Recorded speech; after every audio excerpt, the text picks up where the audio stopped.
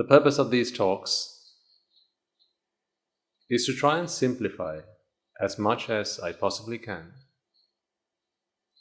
for those who are interested in the path to happiness as explained by the Buddha, so that after you have listened to this series, you feel that it is well within your reach as people living ordinary lives, going about doing ordinary things, but those who would have even begun to think in an extraordinary way. Over the past talks, we have covered numerous topics. As you'll recall, we started with why Buddhism, when there are so many well-defined avenues that claim to lead us to happiness. Why is it that today I present to you one more, another approach, another path? Do we not have enough things that we already do?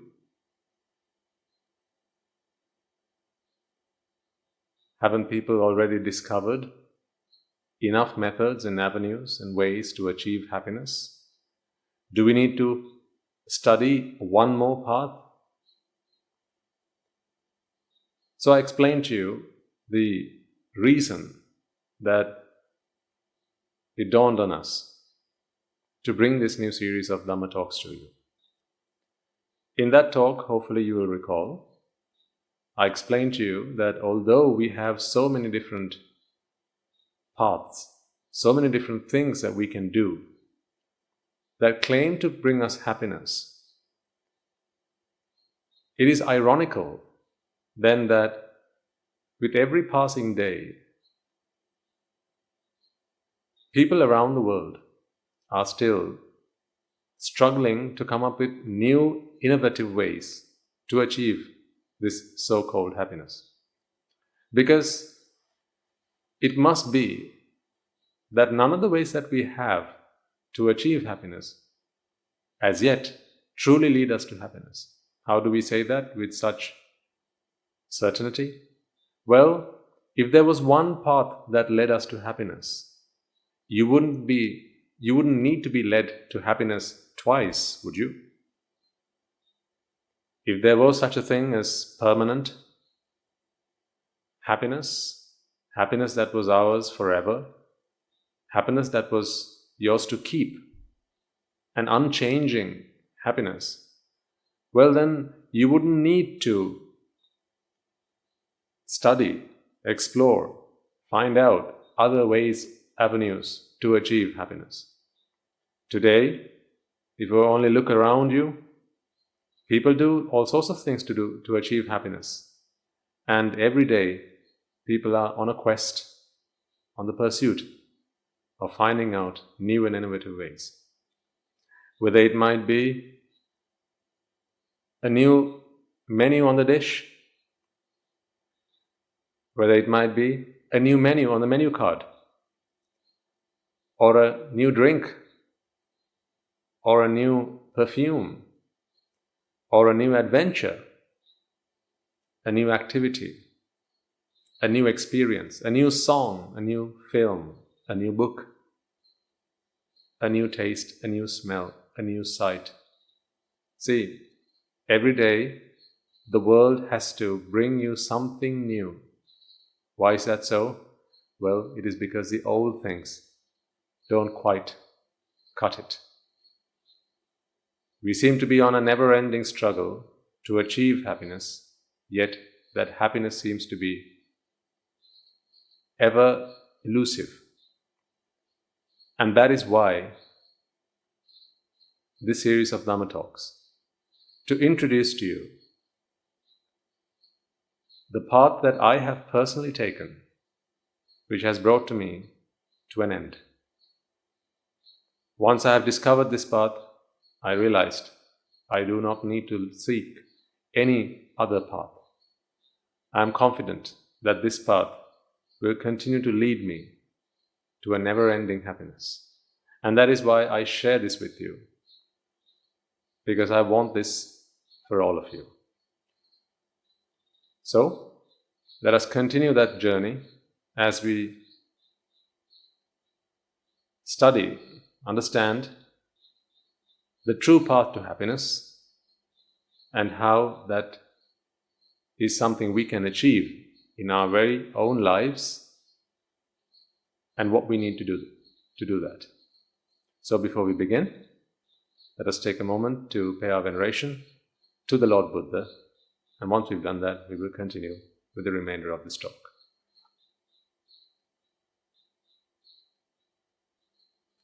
Namo tassa bhagavato arahato samma sambuddhassa.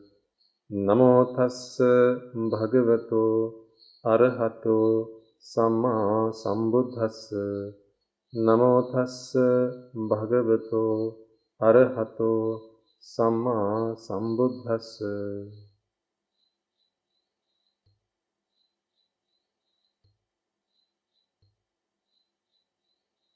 In the second talk of this series, I urged you to challenge a commonly held conception or even a misconception that Buddhism is all about letting go.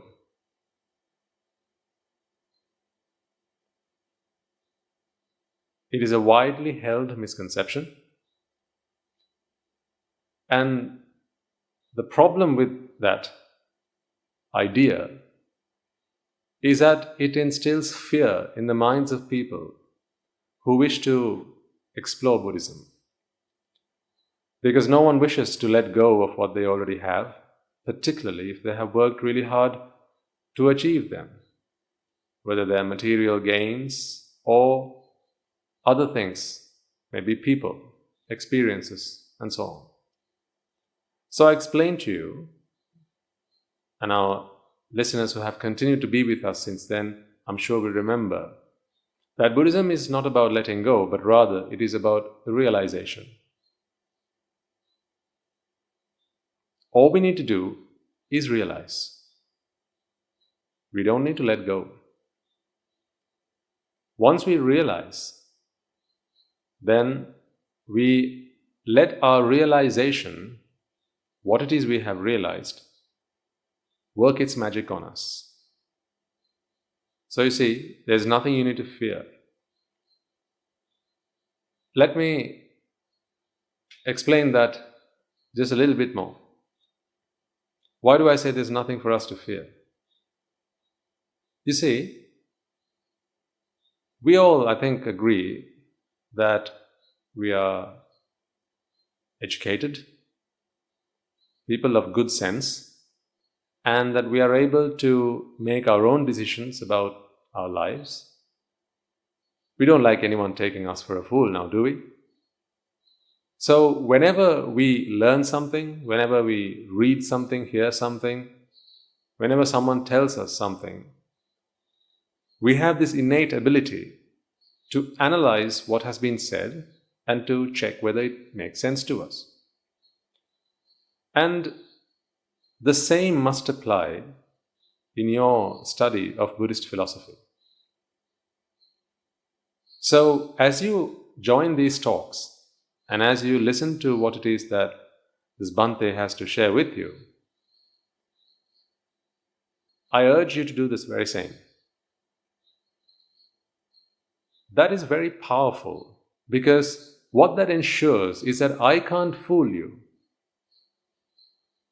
I would never in my dreams wish to do that, but I want to be assured that I can't fool you. I want to be assured that you don't take anything and everything I say because it comes from me, a monk. I want to make sure on your behalf that whatever I say, you will only accept and agree if it makes sense to you. I work on that premise and I encourage you to do the same. Because that is how I have come along this path up until this point. I've had teachers who have taught me what I share with you today, and it is exactly what they have encouraged me to do all along the way. See, if you do that, then you have nothing to fear. None of what I tell you, I need you, or I want you, or I expect you to believe, to accept out of pure belief, or rather through faith. Certainly not blind faith. I want you to test every concept that I put to you, and there is no better place to test than the lab of life. I want you to trust, because if you didn't trust, you wouldn't be sat here listening to this talk. You trust that I have something valuable to share with you. If you believed, if you really thought that there's nothing that I can tell you that will help you, then of course you wouldn't be sat down listening to this talk in the first place. So I encourage you to trust me, but don't accept this with blind faith. I want you, and I truly, truly want you to test this in the lab of life. I want you to verify this, because it is only then that I can be assured, because the last thing I want to do is to fool anybody, to brainwash someone, to make you believe something that I believe, or to pass on this ideology to you without the assurance that you have truly accepted this. Because the fact of the matter is, my intention is not to build up a gathering of followers. I don't need that. What I would want to do, because that doesn't really achieve my ambition. My goal with these talks is to pass on to you a path to happiness, which you can then tread nicely and comfortably all by yourself, without my presence, without my guiding you from then on. So where you become your own master. I do not wish for you to be my student forever and ever. Instead, I wish for you to be your own master. I want to make sure that I can empower you to make your own decisions. I want the assurance that once you listen to these talks, you will verify them, you will analyze them, you will evaluate them, and accept what is right for you, and also reject anything that does not work out for you. Because when you do that, I am assured that this is in no amount a task of brainwashing, but rather what I have done here is shared with you a philosophy that I believe is right, and I have simply passed on what I have learnt onto you, so that you may do the same if you wish to do so. That gives me a great deal of assurance which I seek from you. So I want you to continue to listen to these talks, certainly, but I also want you to continue to verify them in the lab of life. Analyze them, evaluate them, see if it works out for you. Discuss this with yourself. Check it out. Apply this into your life's experiences and see what you get out as a result, and so on. So I urge you to continue to do that. There is no question that shouldn't be asked, certainly in these talks. You can ask any question you like. You can challenge any aspect of what I share with you. And all that because I want you to feel that you have taken something that you can work with by yourself from there on. Because it is true that I'm not going to be here forever to guide you, to hold your hand. You will one day have to do it on your own. And that is how our teachers guide us and develop us. And that is my intention with these talks with you as well. So, Buddhism is not about letting go, but rather it is about realization. And the beauty of that is you don't have to realize anything you don't believe in. In fact, you can't do that, can you? How can you realize something if you don't believe it is true? You can hold something true with faith or belief and not realize it. Out of pure belief, out of pure faith, you could hold something as true without testing it, without questioning it. But you can't realize that, because when you realize something, it is truly something that has become true for you. And that is why I say, Buddhist philosophy is something to realize. It's nothing to do with letting go. So that is what we talked about in the second talk. And then from there on, we discussed happiness. And by now you know that there are two flavors of this happiness that I talk about. One is unconditional happiness, and that is what we refer to simply as happiness. And then, of course, we have conditional happiness. So instead of calling that conditional happiness, which is a mouthful, we simply refer to it as pleasure for the purpose of these talks. And then in the previous 2 weeks, we discussed what pleasure entails. So I invited you last week to take some time over the course of the week to contemplate on what we discussed and to come up with your own examples of pleasure. One of the most fundamental concepts, characteristics even, of pleasure is that it does not come from the outside world objects. And that is what we discussed at length last week. How did we prove that? If it is something that came from the outside world, I'll take a very simple example again. Say an apple. The simplest example that you could think of. An apple. Someone says that's a delicious apple. And so as they pick it up, put it in their mouth, and take a crunchy bite, you can see pleasure written all over their face. And they'll make it known to you that that apple is delicious. Meaning that pleasure, that wonderful, delightful taste is something that they have received, been able to achieve from the apple. That not only the taste, but the deliciousness, the source of that deliciousness. So I don't refer to the taste, I mean the deliciousness, the characteristic of taste. The deliciousness was from the apple.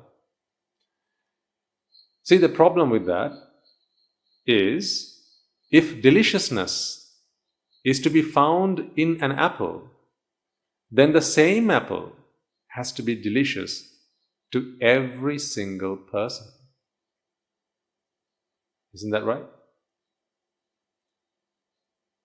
It may be that your favorite fruit is apple. However, it is not the same for everyone. If I were to ask you, why is it that your favorite fruit is the apple, then you would say, well, it's because it's the most delicious fruit.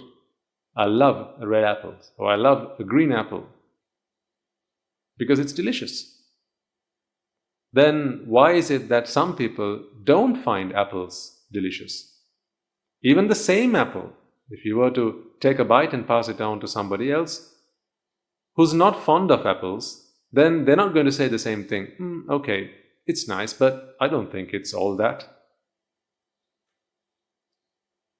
How is that possible? So that's a simple example. If you ask a specimen group of people, let's say 10 of your friends, if you were to ask them, what is your favorite item of food? you know that you're going to get 10 different answers. Even if not 10 different answers, you know that the answers you get are not always going to be the same across the board. Someone might say, I like rice and curry. Others might say, well, I like cake. Others might say, I like a biscuit. Others might say, I like pizza, sausage, cheese, a ghetto, whatever. So it's different for each and every one. Why is it different? Because if you ask them, why is it that it is your favorite item of food, then normally the response to that would be, well, it's because it's delicious. I just love the taste. It tastes so wonderful. Give me a chocolate bar and you can leave me alone. I don't want anything else. Whenever I'm feeling down, a bar of chocolate is all I need to cheer me up. But you see, it's not the same for everyone. If, however, pleasure was something, so this delightful taste, if delightful taste is what we mean by pleasure, I mean, in a taste, that is what we mean by pleasure, isn't it? We have some adjectives that we use to describe pleasure when we experience them in the outside world. For taste, it's tasty. So it's not just the taste. When we say something's tasty, what we mean is the taste is quite delightful, isn't it? We don't simply mean that it has a taste. That is not what we mean when we say something's tasty. Well, everything has a taste. But when we say something's really tasty, what we mean by that is it's delightful. I like it. It's pleasurable. Well, what about sights that we see with our eyes? We say something is beautiful. If you see something that you like, normally you'd say, that's beautiful. That's a beautiful sunset. That's a beautiful dress. It's a beautiful necklace. Or she's a beautiful girl. It's a beautiful day. That's a beautiful flower. You see? So beautiful is a word that we use to describe pleasure, isn't it? I promised you, these talks will be as simple as it can possibly be. In simplicity, you will find profoundness. And I wish for that to be the theme of these talks. It is not my intention to complicate the ideas, the guide to happiness that the Buddha presented to us. It is not my intention to give you convoluted ideas, to make them really complex, to take out the manuscripts and go through pages of text and to try and prove points to you that way. The Buddha said so. That is not my intention. And personally, it doesn't work for me, so I don't see why it would work for somebody else. For me, I like it when ideas are presented very simply, because then it's easy to understand. And it is easy for me to test it in the lab of life. Throughout these talks, I will aim to do the same with you. I want to make things as simple as they possibly can be, so that when I present them to you, all you have to do is take that simple idea and go and apply it into your lives and see what you get out of it. I want you to verify these ideas in the lab of life. But of course, that I cannot do on your behalf. That each and every one of you has to do for yourself. You cannot do that as a family. You have to do it individually. Let's come back to our beautiful flower. Beautiful is an adjective that we use to describe pleasure that we experience through our eyes normally. I mean, of course, we say it's a beautiful music, beautiful sound, but normally we use beautiful to explain something that is pleasurable to the sight. So when we say something is beautiful, right? Like she's a beautiful girl. Think for a moment. What do we mean by that? When we say she's a beautiful girl, That's a beautiful picture. It's a beautiful sunset. That's a beautiful flower. What do we mean by that? Do we not genuinely mean, do we not intend to express the idea that actually this flower, this girl, or this girl's image, the sight that we are seeing is a source of beauty? Is a source of pleasure even? Don't we?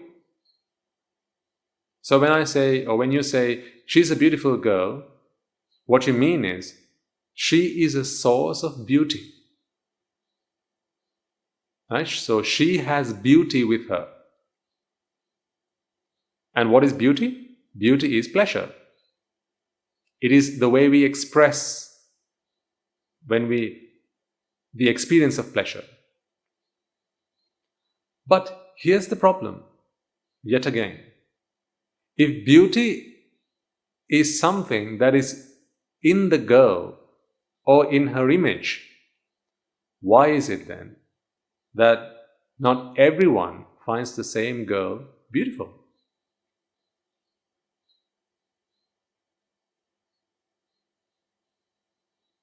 Why is the same person not beautiful to everyone? Why is the same picture not beautiful to everyone? Why is it that someone might pay top dollar to purchase a particular painting, but for someone else it's just not their cup of tea? Why is that? Why is it that when someone likes to stare at the sunset for hours on end, for someone else, it just doesn't get them excited? Why is that? These are the questions that you need to ponder. As simple as these ideas are to understand, it is in their contemplation that this will either become a point of realization to you or something that you decide, actually that doesn't make a whole lot of sense, so I'm just going to simply ignore that. And you are, of course, free to do as you wish. Of course, I can't force you to be happy, can I?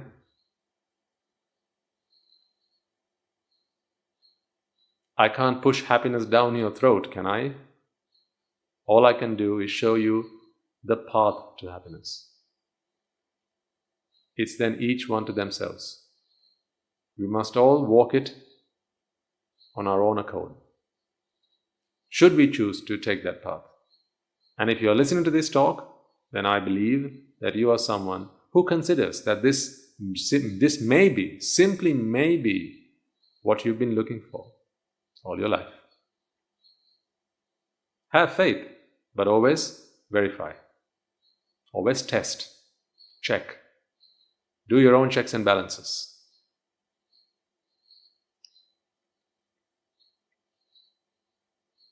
So why is it that the same thing is not beautiful for everybody? Why is something that is beautiful to one person simply is not that beautiful to somebody else? How is that the case? If beauty is something that exists in the outside world object, why is it that people have different opinions about who's beautiful or what is beautiful?